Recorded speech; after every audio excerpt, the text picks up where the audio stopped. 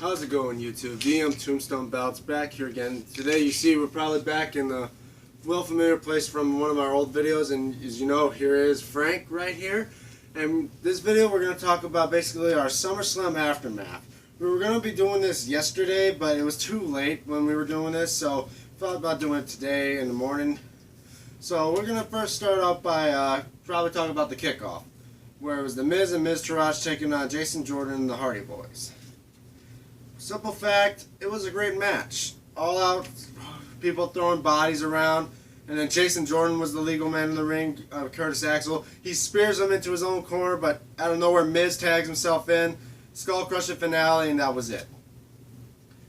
And Miz and them won. Next was the Cruiserweight Championship match, Neville versus Akira Tozawa. Akira Tozawa just won this title at Raw last week, and now he's defending it at SummerSlam. He literally had Neville on the ropes. He's about ready to do a senton bomb. Neville out of nowhere puts his knees up, drives it right into his back. Now he can't barely get up.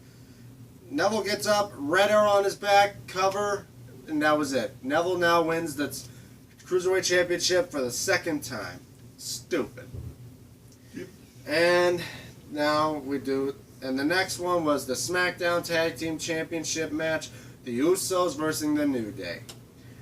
New Day literally coming out with flashy outfits. They were basically, it was neck and neck until when Xavier Woods was attacking one of the Usos. They drives Xavier over the ropes, lands on the other Uso with the Samoan drop on the ring, so he was done. Then he throws Kofi Kingston into the steps. He was done.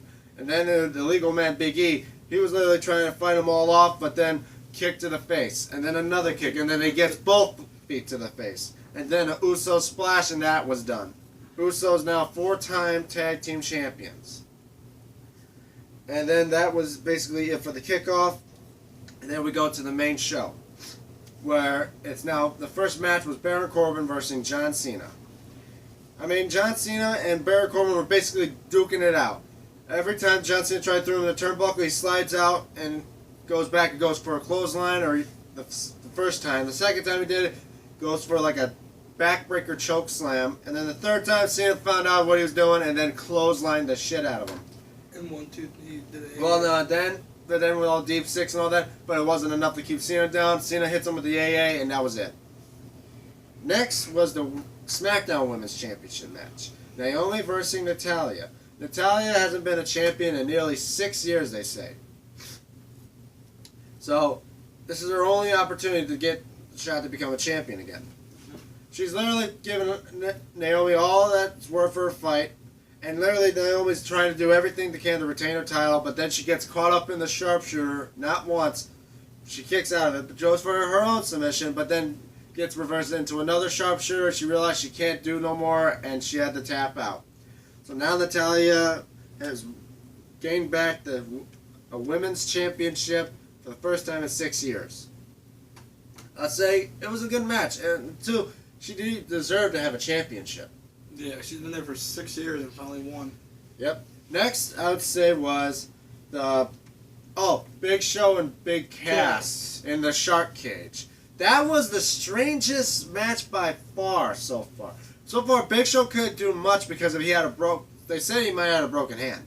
And it's his well-known hand for choke slams and the KO punch. I mean, he was still going to use the hand, but the thing is, every time he uses his hand, it would hurt him. Like, he hit him with the KO punch. It knocked him down, but it wasn't enough. He hurt his hand, and then he threw the cover. With that injury, it's not a full 100% force of a punch. He only had to do a little bit, because if he'd done full force, he would have broke his hand. And then Cass would keep targeting the hand.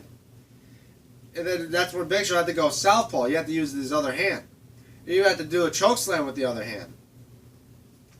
But it was still not enough. Enzo was thinking about trying to distract Cass and trying to get him out.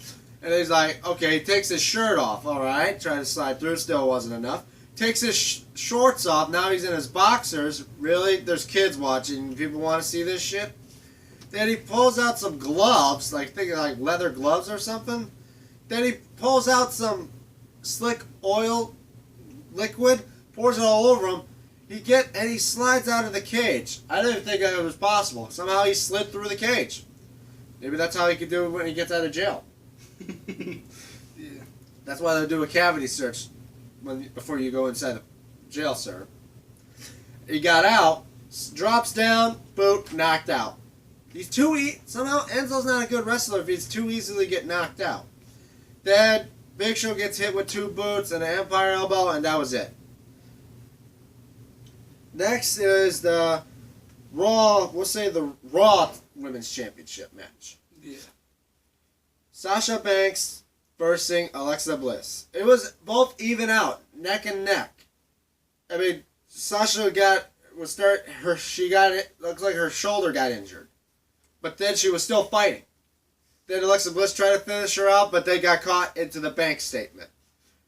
And then Alexa Bliss, there was nothing she could have done. She tapped out, and now, I think now for the 4th time, Sasha Banks has won the Raw Women's Championship.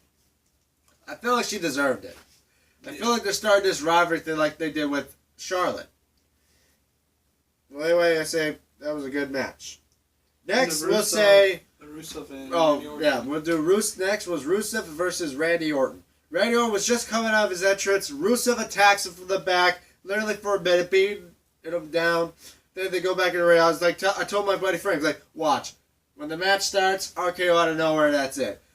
The bell rings, Rusev charges him, gets thrown to the turnbuckle, RKO out of nowhere, 1, 2, 3. I guess I am good at predicting stuff. It's really predictable. Then again, Rusev might have broken his nose because when he was holding his nose, because he doesn't know how to take an RKO. Most people take RKO, they go like whole body straight up and then drop down. Like he went head first like a DDT. That's what it seemed like. Yeah, Rusev don't know how to take RKOs. Well, then again, he's never faced Randy Orton before. Maybe he don't know how to take an RKO.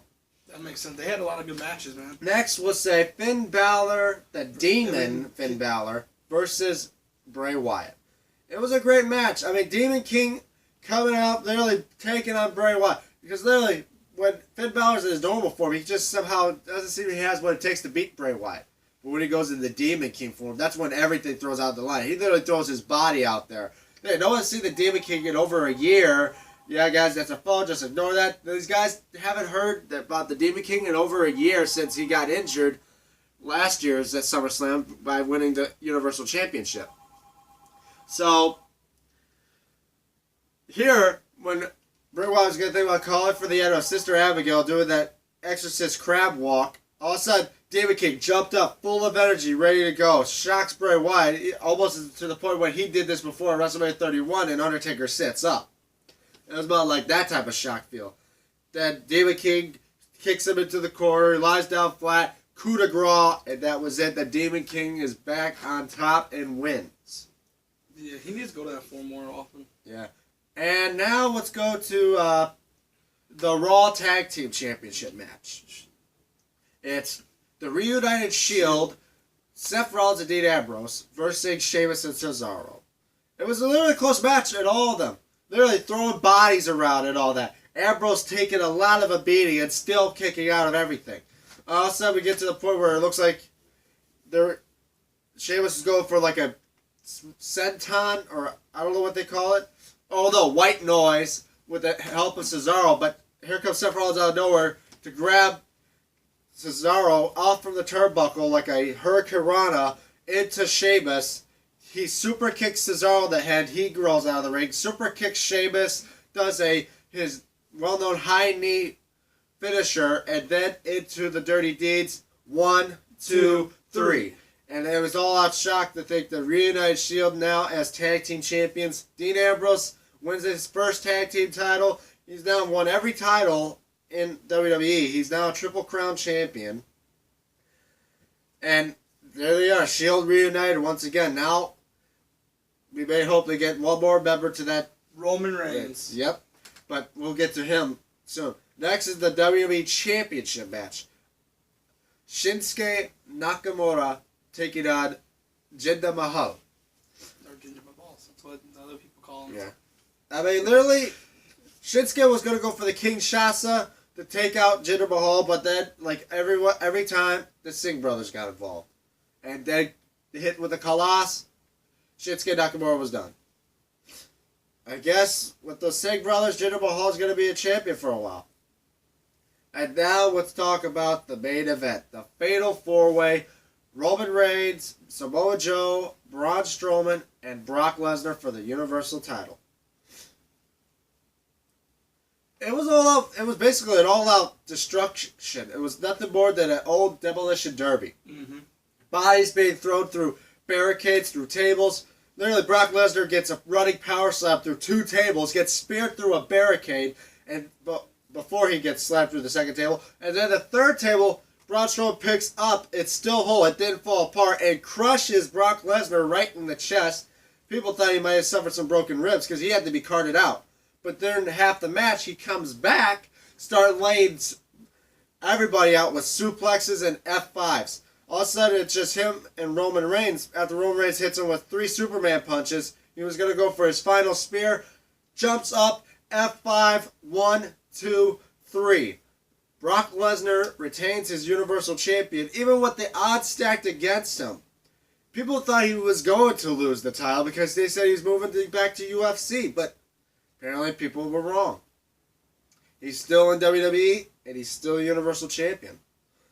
Well, that he gets bored of it and he wants to vacate and go back to UFC or whatever. Yeah, but what makes you think he's going to vacate it? Well, anyway, guys, that is it for this video. That's basically it because we just talked about it was just the SummerSlam Aftermath. Usually I'm going to be probably doing these Aftermath things for big events like WrestleMania, SummerSlam, Survivor. Hell in a Cell. Nah, most of the big ones well known like Royal Rumble, Survivor Series. Oh, okay. Basically the main 4 events that have Raw and SmackDown together. Anyway, guys, that is it. I hope you guys enjoyed this video. Don't forget to look at my buddy Frank's channel, Frank Lanasa, right? Frank Lanasa on YouTube. Yep. And as well, don't forget to like, share, subscribe, as well to his channel and my videos and my channel. My Twitch channel also, because I've been doing a little bit of videos here and there on Twitch. Yeah, I'll actually be on, I may do some videos with him as well. But anyway, guys, hope you guys enjoyed this video. This is DM Tombstone Belts telling you guys in the next video I'm going to probably review a custom belt that I'm just in the midst of making right now. It's almost done, but you guys are going to see it first. Hope you guys see you in the next video. Peace.